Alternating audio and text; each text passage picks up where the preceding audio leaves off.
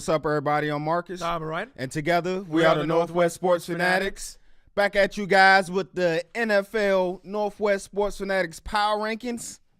It's kind of a crazy week up to this point. Yes. We were waiting for that Patriot game to kind of get over to see where we wanted to put everyone. But I think we got our top three at this point. All right, so let's kick it off. Let's start with the number 3 team, and we're going to go out to the Midwest and swing it. We're talking about the Kansas City Chiefs. All right, 10-3, 20-3 since week 7 of last season. That's the best in the NFL. You defeated the Raiders Thursday night in a AFC West showcase, 21-13. Up next, you have the Tennessee Titans with Marcus Mariota at 10 a.m. Now, the Kansas City Chiefs is a team that nobody really wants to talk about. Right. They are kind of flying under the radar, even sitting at 10-3.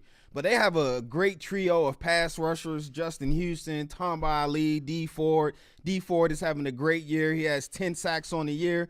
But what I'm concerned about is the loss of their defensive leader and one of their leaders of the overall team, Mr. Dirk Johnson. It's going to be hard to replace that. Right, so 20-3 since obviously last year. That's number 1 in the NFL. They have the best opponent QBR rating at 49, number 1 in the NFL in that span. Takeaways since that time period, 48, number 1 in the NFL. So you can see the trend that we're setting. Yeah. And then in turnover differential, plus 27 since last year. That's, again, you guessed it, number 1 in the NFL. So number 2 in that ranking and turnover ratio is the team that they just beat, actually the Oakland Raiders. Okay. They're at plus 16. But obviously, if you get the turnovers, that leads to what? W's and wins. Now, if they do win against the Titans, they will clinch a playoff berth.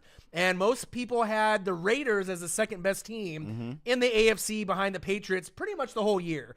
But the Chiefs are slowly kind of creeping up, kind of slowly but surely. They have a 2-0 record against the Raiders, so there's no coming back for the Raiders, obviously, against that divisional foe. The brooms out. But the silent MVPs, I think, are Tyreek Hill, kind of substituting for Jeremy Maclin. That's my guy. He's getting touchdowns on offense and special teams, and we didn't really know how good he was going to be. It's like you almost thought DeAnthony Thomas was going to be that guy, but he just hasn't really got enough touches and enough spark like Tyreek Hill. Tyreek Hill is supposedly faster than Dat. So we'll have to kind of see, with the records, if they have a little 40-yard dash, to see who's a little bit faster. But I also like D lineman Chris Jones, the second rounder. Another rookie. So their rookies in this class arguably are the best in the NFL this season based off production. And like you mentioned, with Derek Johnson out, he's one of my favorite players on the Chiefs. They're going to have to look for some substitutes and maybe have a little bit of a scheme change moving forward. But check this out. I have a crazy stat for you. Now, 10-12 at home. 9-14 on the road, right? That doesn't sound very good, right? That's their record since 2007 from December 1st moving forward. Okay. All right. And out of the 10 wins that they had out of the 12 losses, right? They went 10 wins, 12 losses at home. Only 3 were against winning opponents in that time span. Okay. So usually in December, that's where the Chiefs kind of choke. I hate to say it, but we'll see if they can actually pull something off. And I think if the Patriots make it to the AFC Championship game, they definitely don't want to play the Chiefs because I think they match up the best as of right now. All right. And also a quick shout out to Mr. Alex. Don't call me a game manager Smith. He gets a lot of flack for being a game manager, but all he do is win. Right. He's won 60 out of his last 84 starts, which is 71%. And they got a pretty good head coach, if you haven't heard as well. Outside of the big dog in New England, is Andy Reid the best coach in the AFC? Arguably, he is, in my book, a top 5 coach. He's been a top 5 coach even when he was at Philly. Just didn't really have all the pieces in place, even though went to all those NFC championship games, back to back.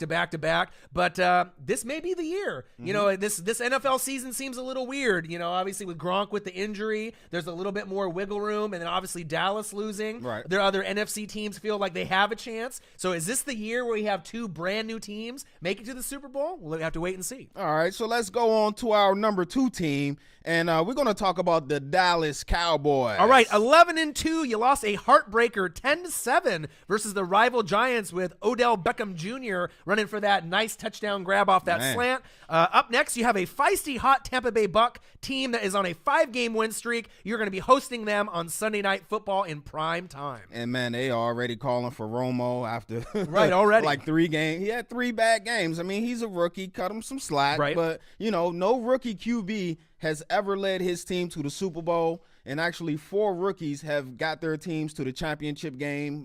Mark Sanchez, Joe Flacco, your guy, Mr. Sean King, right, and also Big Ben. But they all went on 4. They wasn't able to get over that hump.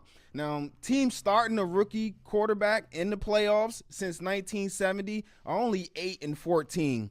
Dak, your last 3 games, 195 yards, 139 yards, 165 yards, 3 touchdowns, 3 interceptions. You need to be playing your best football right now for the Cowboys to get back on track and make a run and possibly go into the Super Bowl. Right, so Dak, 17 for 37, 165 yards, 1 TD, and 2 picks versus the Giants. Right. Now, one common denominator that we've noticed, to beat the Cowboys, you must do what? Get pressure, get to the quarterback, Yes. get him on his back, and then when he's on kind of scrambling on outside the pocket, he's not so accurate. Right. So if you can get pressure, you can definitely keep up with the Cowboys. They haven't really been down all year and had to face that adversity, being down by 14, 17, and having a huge comeback victory. So it makes me kind of think that if the right team plays them at the right time, Detroit Lions, Tampa Bay, maybe the Giants, the Redskins, maybe one of these kind of bubble teams, there could be a chance for an upset. It's very possible. Yep. Now, Cowboys, you did get Darren McFadden on the 53-man roster. Okay. Now, are we going to play you right away? Jerry Jones is kind of mulling it over. I feel at this point, you can keep him kind of as a reserve player, Right. but at least you have him out there if you need him. But one thing that the Cowboys are great at least at this point, is one player specifically, Sean Lee. All right, he is their best player on defense. Now, check this out. He had 22 tackles, Wow. 17 solo, 5 assisted. That was a team record, okay? He is silently the MVP on that defense. Now, check this out. In the last 3 games, 52 tackles overall, and in my book right there, that's beast mode, Man, okay? Pro So Bowl. for him, he's going to have to kind of juice up, kind of get the rest of the guys on his level if they're going to really make this push. But I really do still like their chances of being obviously one of the top 3 teams in the NFC. Oh, yeah. Seattle has kind of scaled back a little bit as well. So don't freak out, Cowboy fans. You're going to lose some games. You typically aren't going to go 16-0, and obviously 11-2. You still can finish the season strong with obviously a 14-2 or maybe like a 13-3 record. All right, so there you have it, our number 2 team.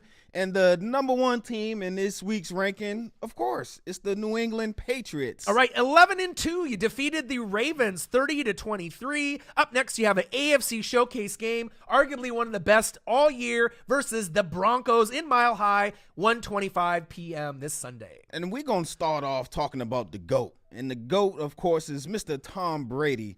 At the age of 39 right now, he's thrown 20 for every 22 touchdowns he only throw 2 picks. Wow, that's a great stat for someone hit at his age. Absolutely. It's supposed to be in a decline and nearing retirement. He just keeps going and going. And also, I want to give a shout out to Mr. LeGarrette Blount. 14 touchdowns this year, over 1,000 yards. The Patriots defense, it's kind of surprised me. They're only giving up the second fewest points in the NFL at 17 points per game. So the best QB in the league, a good running back, a stingy defense, that equals the New England Patriots, and they're a top contender for the Super Bowl this year. All right, so I got all kinds of stats right now, but obviously LeGarrette Blount getting his 1,000 yards rushing. Yeah. This is the first time he's done it since his rookie year for my team, Tampa Bay. the Tampa Bay Bucks. But obviously I feel he's got that beast mode in him. Right. I really feel when Seattle went to the championship and they were riding Marshawn Lynch on his shoulders, I really feel that Blount, besides Le'Veon Bell, right, are really the biggest threats on the goal line. Right. And if you're going to have the ball on the 5, the 3, the 1, hand it off to that big man, and you yeah. are definitely going to score. But let's shift over to the GOAT, Tom Brady. Yes. Check this out.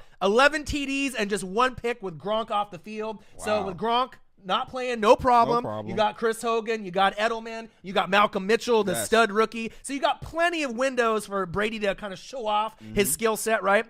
In his career, he's just kind of getting to so much better and better. It's almost Right. amazing how good he is. But a kind of an alarming stat that I saw, Brady is only 2-7 overall in his career at Denver in Mile High, including playoffs. So this is going to be a real kind of prove it to me game Right. and how really good you are. But something that he is doing that's staggering right now, he's connecting on 55% of his attempts of 15 yards or more. Oh. All right? Because a lot of people, they do kind of dink and doink. They do a Yeah, little screen pass here, a little slant there. To go deep and to be accurate, that's the best rate over 10 seasons for him in his NFL career Wow. at that age, which is remarkable. The quickest to win 100 home wins in a career. Check this out. He has 100 wins at home, and how many losses? 16. That's number one in NFL history. The GOAT. Right, the GOAT. And even a better stat, against AFC opponents, he's 50-1 in the last 10 years.